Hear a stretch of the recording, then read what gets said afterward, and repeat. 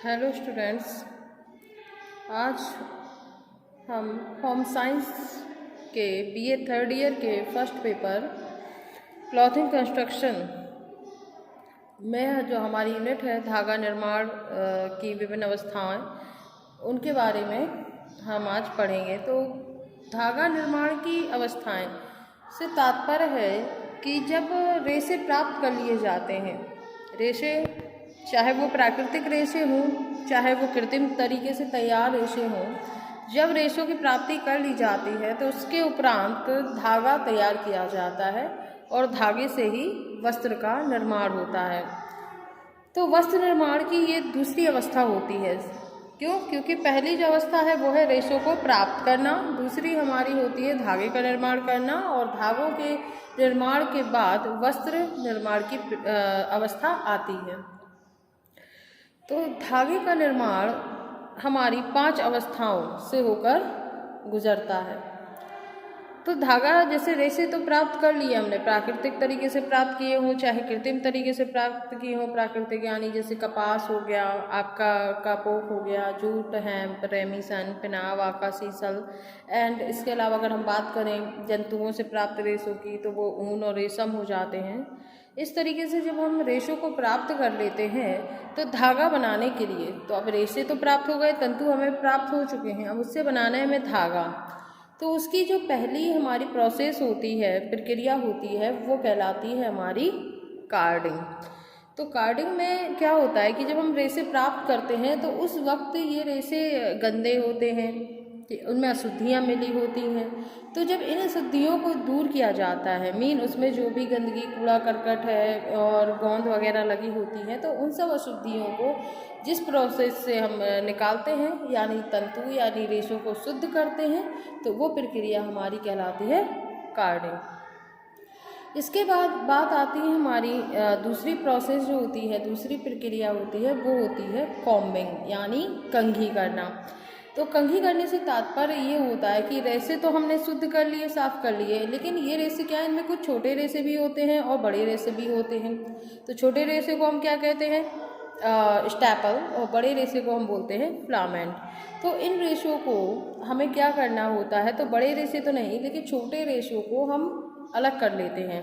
तो कंघी प्रक्रिया में जब कंघी फेरी जाती है, जो लकड़ी की बनी हुई होती है, तो वो क्या होती हैं, वो रेशों पर फेरी जाती हैं, तो जो छोटे रेशे होते हैं वो अलग हो जाते हैं। जब छोटे रेशे अलग हो जाते हैं तो उनसे जो वस्त्र तैयार होते हैं वो बहुत ही निम्न कोटि के वस्त्र होते हैं।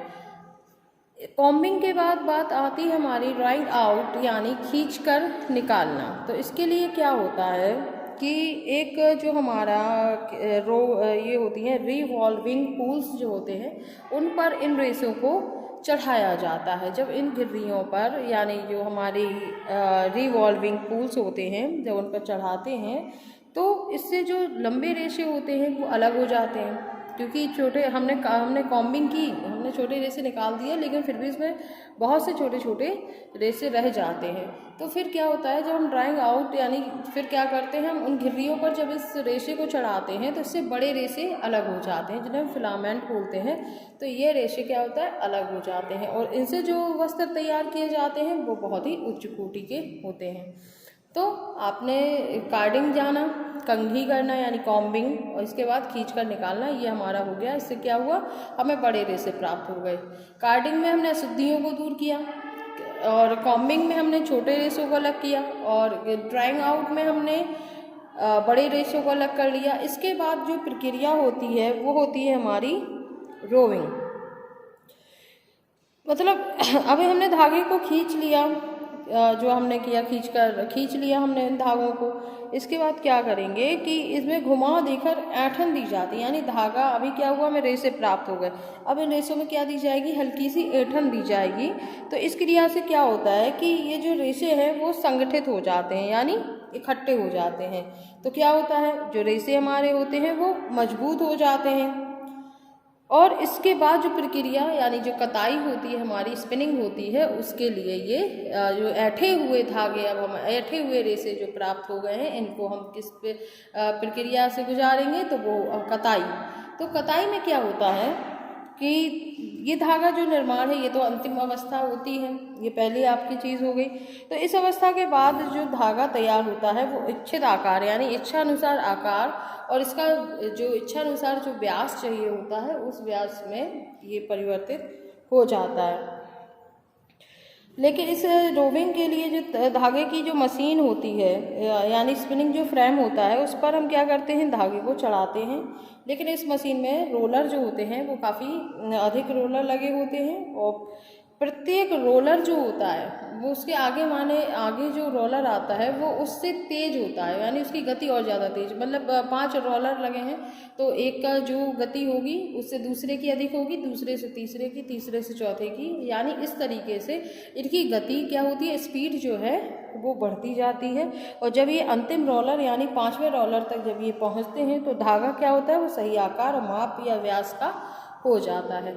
तो कार्डिंग यानी अशुद्धियों को दूर करना, कॉम्बिंग यानी छोटे रेशों को अलग करना, ड्राइंग आउट यानी बड़े रेशों को अलग करना, रोविंग में धागे को ऐंठन देना और स्पिनिंग लास्ट कताई होता है जिसमें कि रोलर में हम रेशों को चढ़ा देते हैं और ये रेशे फिर इच्छित माप व्यास आकार के हो जाते हैं। इस प्रकार धागे का निर्माण हो जाता है। इसके उपरांत फिर वस्त्र बनाए जाते हैं। तो ये हमारे धागा निर्माण की अवस्थाएं थी।